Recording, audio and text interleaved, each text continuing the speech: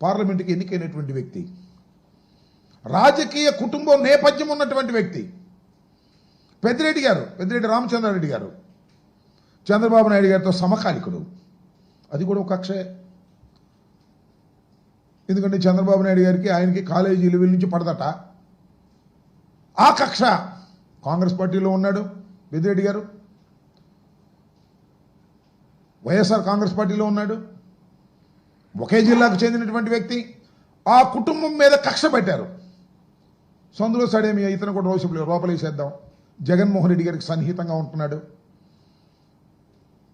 ఢిల్లీ రాజకీయాల్లో జగన్మోహన్ రెడ్డి గారికి తోడుగా ఉంటున్నాడు. ఢిల్లీ లెవెల్లో వైఎస్ఆర్ కాంగ్రెస్ పార్టీకి సంబంధించినటువంటి అంశాల మీద కేంద్ర ప్రభుత్వంతోనూ ఇతర రాజకీయ పక్షాలతోనూ మాట్లాడేటటువంటి చొరవ తీసుకొని చక్కగా చేస్తున్నటువంటి వ్యక్తి ఆయన కట్ చేద్దాం. రెండు అవుతాయి పనులు. ఒకటి, జగన్మోహన్ రెడ్డి గారిని ఇబ్బంది పెట్టడం. రెండు, మిథున్ రెడ్డి గారి కుటుంబం మీద ఉన్న కక్షని తీర్చుకోవడం, లోపలేసేద్దాం అనేటువంటి భావంతో ఇవాళ మిథున్ రెడ్డి గారిని కేసులో పెట్టి, సరే మిథున్ రెడ్డి గారు హైకోర్టులో ప్రయత్నం చేశారు, సుప్రీంకోర్టులో ప్రయత్నం చేశారు. హైకోర్టులో సుప్రీంకోర్టులో రిలీఫ్ రాలేదు. ఆయన వాలంటరీగా వచ్చాడు, సిట్ ముందు హాజరయ్యాడు. సిట్ వాళ్ళు అరెస్ట్ చేసేటప్పుడు అంటారు ఆయన సహకరించలేదంట విచారణకి. సహకరించడం అంటే ఏంటో మీరు చెప్పిన దానికల్లా ఒప్పుకోవాలా? అంటే సిట్ వారు అడిగిన దానికల్లా ఒప్పుకోవాలి. ఎవరి పేర్లు చెప్పంటే వాళ్ళ పేర్లు చెప్పాలి, అప్పుడు సహకరించినట్టు, లేకపోతే సహకరించినట్టు. ఏముంది మీ ఇన్వెస్టిగేషన్? సిట్ అంటే సిట్టే. చంద్రబాబు సిట్టు అంటే సిట్టు, లోకేష్ సిట్ అంటే సిట్టు. దానిలో ఎవరిని పెట్టాలంటే వాళ్ళని పెట్టవచ్చు, రాంబాబుని పెట్టాలంటే పెట్టచ్చు, ఇదిగో మిమ్మల్ని పెట్టాలన్నా కూడా పెట్టవచ్చు. ఎవరిని పెడితే వాళ్ళని పెట్టేసి లోపల వేసేసి వైఎస్ఆర్ కాంగ్రెస్ పార్టీని అణిచేస్తాం. మీ వల్ల కాదని చెప్తా ఉన్నా. ఎన్ని వందల మందిని మీరు అరెస్ట్ చేసినా, ఎన్ని వందల మందిని మీరు జైలుకు పంపినా, ఎంతమంది నాయకుల్ని మీరు పంపినా వైఎస్ఆర్ కాంగ్రెస్ పార్టీని అణచలేరు. ఇది తెలుసుకోండి మీరు. ఫస్ట్ ఆఫ్ ఆల్ ఇది మాకేం కొత్త కాదు. రాజశేఖర రెడ్డి గారు మరణించినప్పుడు, ఆ తర్వాత వైఎస్ఆర్ కాంగ్రెస్ పార్టీ ప్రారంభించాలని ఓదయాత్రకు వెళ్ళినప్పుడు మీరు ఎంతమందిని అరెస్ట్ చేశారే. అప్పుడు చంద్రబాబు నాయుడు గారు సోనియా గాంధీతో ములాఖాత్ అయిపోయాడు. ఇద్దరు కలిసిపోయారు ములాఖాత్ అయిపోయి. ఈ డైరెక్షన్తో కాంగ్రెస్ పార్టీ పనిచేసింది ఆ రోజున. జగన్మోహన్ రెడ్డి గారితో పాటు అనేక మందిని లోపల వేసే ప్రయత్నం చేశారు, వేశారు. ఐఏఎస్ అధికారిని, ఐపీఎస్ అధికారిని లోపల వేశారు. ఏం సాధించారని అడుగుతా ఉన్నా.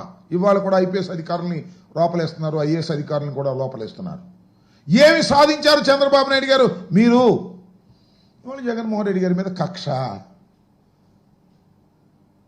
నిజంగా లిక్కర్ స్కామ్ అంటే 2014-19 చంద్రబాబు నాయుడు గారు చేసింది. చంద్రబాబు నాయుడు గారు వాళ్ళు ఎక్కడో అంటున్నాడు రాజకీయ మలినాలను ఏరివేయాలంట. అది చంద్రబాబు నాయుడు కన్నా రాజకీయ మలినం ఈ రాష్ట్రంలో, ఈ దేశంలో ఎవరున్నారు చెప్పండి? చంద్రబాబు నాయుడు కన్నా క్రిమినల్ ఎవరున్నారు చెప్పండి? అన్ని క్రిమినల్ పాలిటిక్సే కదా నువ్వు చేసింది. నీకు అడ్డం వచ్చిన వాళ్ళ దొరికించే కార్యక్రమం చేస్తావు. తడి గుడ్డలతో గొంతులు కోసేటటువంటి కార్యక్రమం వాళ్ళు ఏదో చెప్తా ఉన్నావు. నువ్వు జగన్మోహన్ రెడ్డి గారి మీద బురదలేటటువంటి కార్యక్రమాలు చేస్తూ ఉన్నావు. జగన్మోహన్ రెడ్డి గారిని వ్యక్తిత్వ హననాన్ని చేయాలనేటువంటి ప్రయత్నం చేస్తున్నావు. లిక్కర్లో స్కామే లేదు. చాలా ట్రాన్స్పరెంట్గా జరిగినటువంటి కార్యక్రమం. దానిలో నువ్వు అనేక మందిని పెట్టి ఇవాళ కక్ష తీర్చుకోవాలనేటువంటి ప్రయత్నంతో చంద్రబాబు నాయుడు గారు పనిచేస్తున్నారు. చాలా సందర్భాలు నేను చెప్తూ ఉన్నా. లిక్కర్కి సంబంధించినటువంటి విషయంలో కాంపిటీషన్ కమిషన్ ఆఫ్ ఇండియా ముందు అనేక ప్రశ్నలకు సమాధానాలు వచ్చాయి.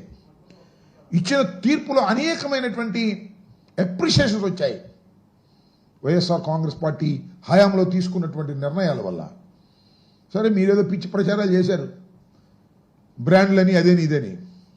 ఇవాళ ఏం చేస్తున్నారు మీరు? ఏ బ్రాండ్లు ఇస్తున్నారే? నాణ్యమైన మద్యమాన్ని ఇస్తున్నారుగా. ఇవాళ నాణ్యమైన మద్యం అది. ఎంతమంది వాళ్ళ మిమ్మల్ని ఇష్టం వచ్చినట్టుగా విమర్శిస్తున్నారు. దానికి సమాధానం మేము ఉన్నప్పుడు బెల్ట్ షాప్ ఉందా అని అడుగుతా ఉన్నా. వైఎస్ఆర్ కాంగ్రెస్ పార్టీ అధికారంలో ఉన్నప్పుడు బెల్ట్ షాపే లేదు. ప్రభుత్వమే మద్యాన్ని అవుట్లెట్స్ పెట్టినటువంటి సందర్భం. ఇవాళ ఎక్కడ చూసినా బెల్ట్ షాపులేగా, ఎక్కడ చూసినా గంజాయేగా.